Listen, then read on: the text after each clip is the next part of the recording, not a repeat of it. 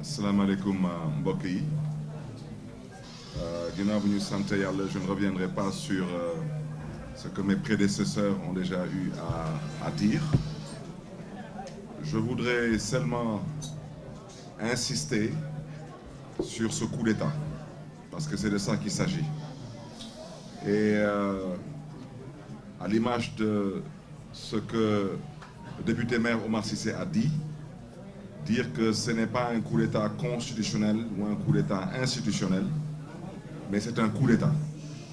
Et c'est la raison pour laquelle nous sommes venus aujourd'hui pour dire à l'opinion nationale et internationale que nous comptons nous dresser contre cette forfaiture, contre ce coup d'État.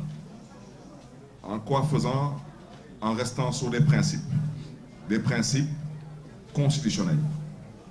Et à ce titre, nous comptons répondre à l'invitation de la société civile, en l'occurrence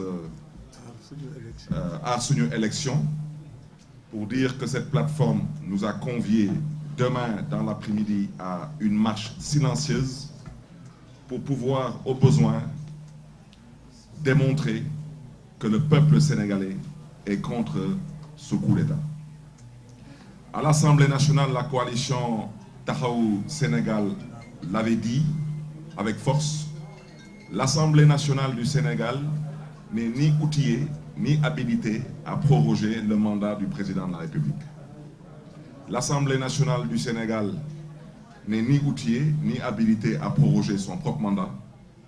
Et la raison pour laquelle j'insiste là-dessus, parce qu'on veut nous divertir, mais il faut qu'on se comprenne. Dans quelques mois, si Macky Sall réussit son coup d'État, vous comprendrez aisément qu'il sera le seul maître à bord, parce qu'il aura les coulées franches pour dissoudre cette Assemblée nationale. Elle aura déjà fait ses 2 ans. Et je vous rappelle que bien avant le terme de ces 2 ans, M. Macky Sall a tenté de dissoudre cette Assemblée nationale. Donc cette Assemblée nationale aujourd'hui, peut-être ne réalise pas la gravité de l'acte qu'elle a eu à poser, mais je voudrais le dire et le répéter avec force. Nous sommes obligés de nous dresser aujourd'hui contre ce qui se fait, parce que ce qui se fait aura logiquement une suite. Mais je voudrais surtout, chers amis de la presse nationale et internationale, réitérer ici la position de notre leader, le président Khalifa Ababacar Sall. M. Khalifa Ababacar Sall a toujours milité pour des élections inclusives et participatives, pour les élections claires, transparentes et démocratiques. Quand je parle d'élections, je parle d'élections locales, législatives et présidentielles. Nous sommes toujours dans cette dynamique parce que nous considérons que dans une démocratie, nous devons permettre à la démocratie de pouvoir respirer. Je voudrais aussi rappeler à l'endroit de l'opinion nationale et internationale que quand le président Khalifa Ababacar Sall prenait sur lui la responsabilité, après en avoir informé ses colistiers de la coalition d'opposition d'alors, de sa volonté d'aller participer à ce dialogue, c'était parce que le Sénégal était face à des problèmes et qu'il fallait impérativement trouver des solutions pour sortir le Sénégal de ces problèmes. Aujourd'hui, on nous invite à un dialogue, mais je voudrais vous rappeler aujourd'hui que le Sénégal n'est pas face à un problème. Le Sénégal a un problème. Et son problème se trouve être actuellement le président de la République. Donc il faut qu'on se comprenne.